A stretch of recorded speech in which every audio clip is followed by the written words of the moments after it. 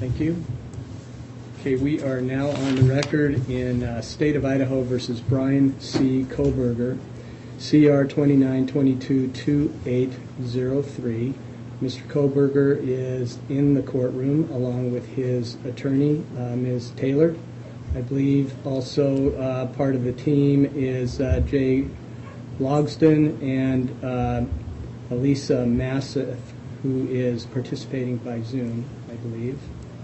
The state is represented by Mr. Thompson, Latah County Prosecutor's Office, or Prosecuting Attorney. Ms. Jennings is of that office too, Latah County Prosecutor's Office. Also part of that team is Ingrid Beatty and Jeff Nye, both from the Idaho Attorney General's Office.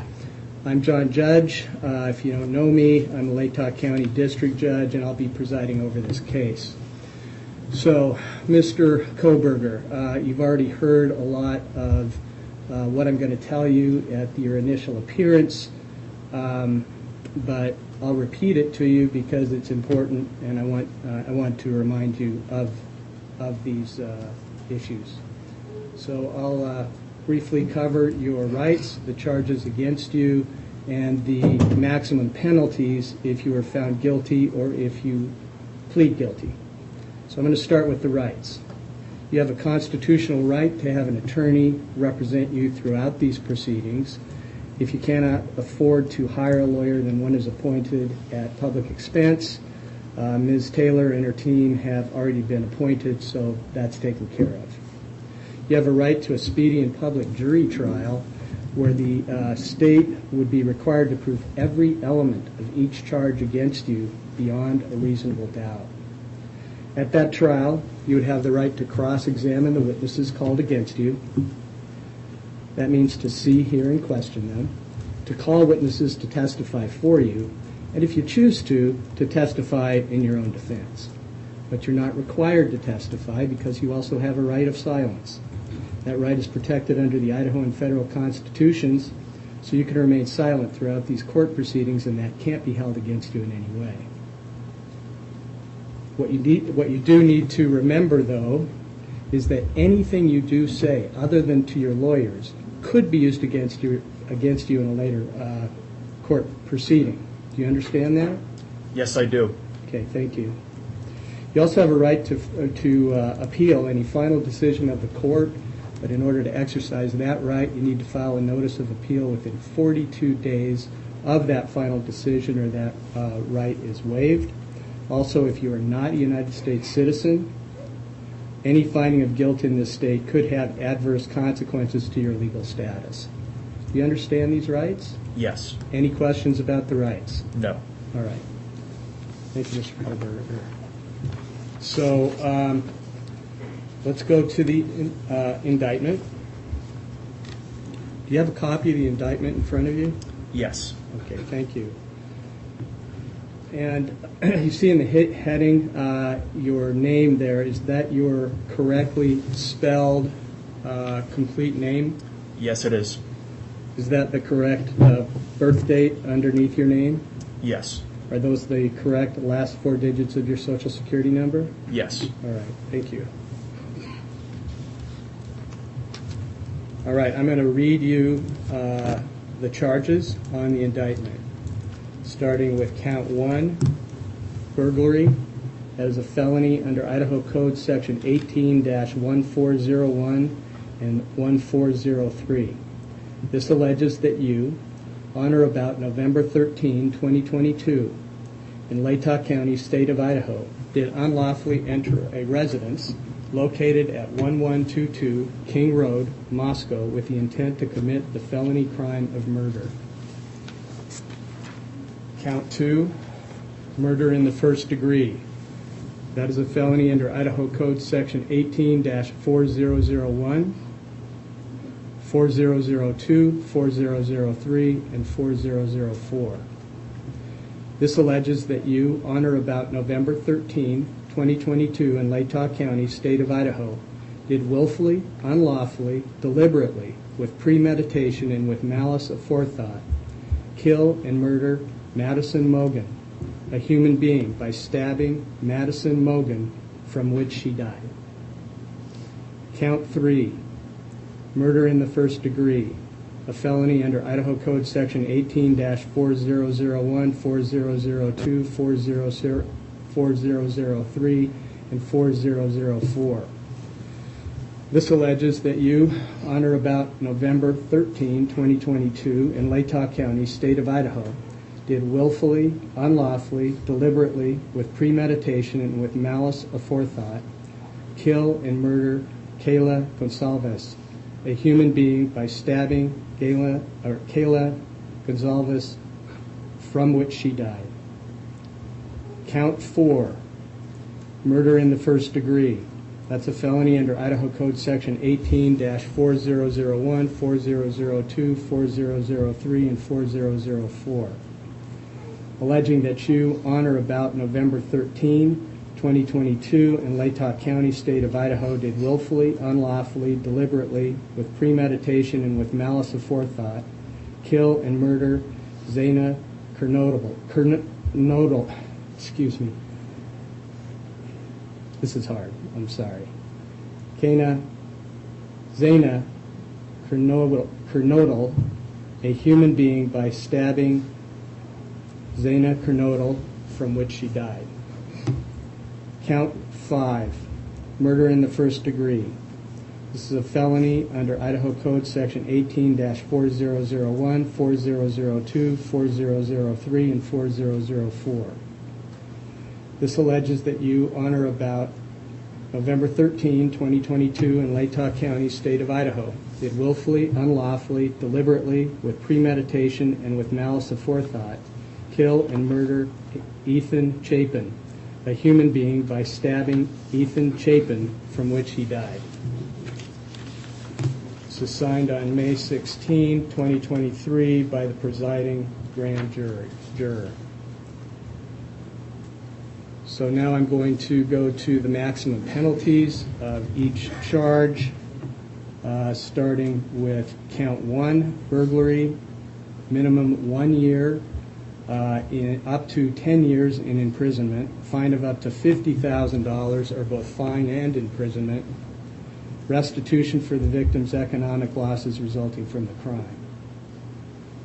For counts 2, 3, 4, and 5, murder in the first degree, maximum penalties, life in prison or the death penalty. Fine of up to $50,000 or both fine and life in prison or the death penalty. Restitution for the victim's economic losses resulting from the crime. Also additional fine of up to $5,000 to be paid directly to the victim's families. If you are found guilty or plead guilty on each charge, and the maximum sentences are imposed consecutively, that means one right after the other, you could be facing 10 years in prison, followed by 4 consecutive life sentences or death penalties, fines of up to $200,000 and $20,000 to be paid directly to the families, with any restitution resulting from the crimes.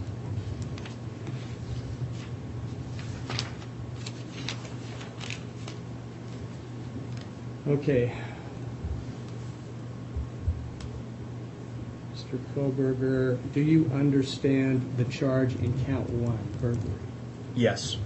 Do you understand the maximum penalty? Yes.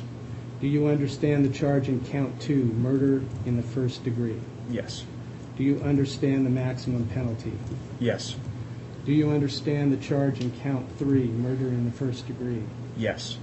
Do you understand the maximum penalty? Yes. Do you understand the charge in count 4, murder in the first degree? Yes. Do you understand the maximum penalty? Yes. Do you understand the charge in count 5, murder in the first degree? Do you understand the maximum penalty? Yes. Okay, Ms. Taylor, is Mr. Kohberger prepared to plead to these charges? Your Honor, we will be standing silent.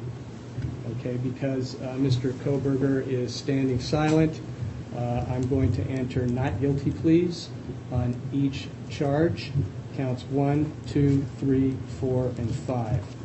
Now, at this juncture, the state has 60 days to give notice of intention to seek the death penalty.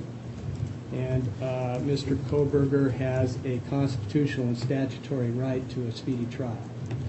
So let's start with you, Ms. Taylor, and then Mr. Thompson to discuss some scheduling. Your Honor, we'd ask the court to set this trial at the very outside of the speedy trial right. We're not prepared to do anything but ask the court to do that today. Okay.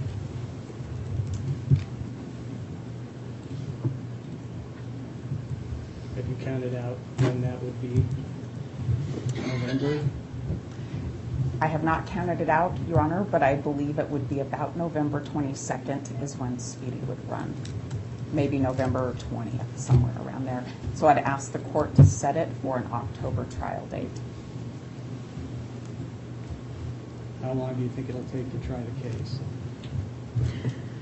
My best guess is it would take at least 4 weeks, maybe 6. So you'd like me to set this for a 6-week trial? At this point, I would, Your Honor.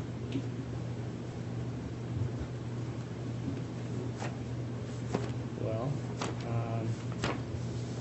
and in order to do so, I will have to get rid of some of the other jury trials I have, but this is more critical and more important.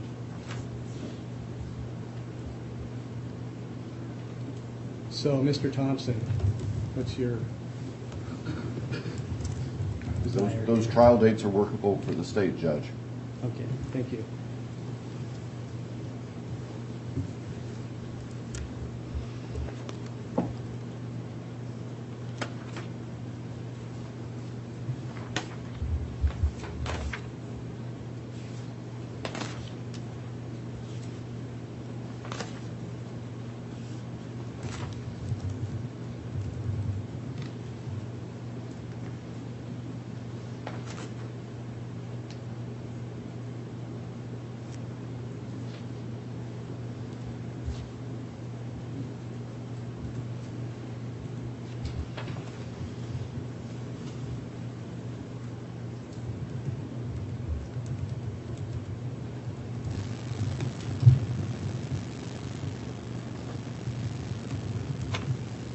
About October 2nd, starting 8:30 in the morning.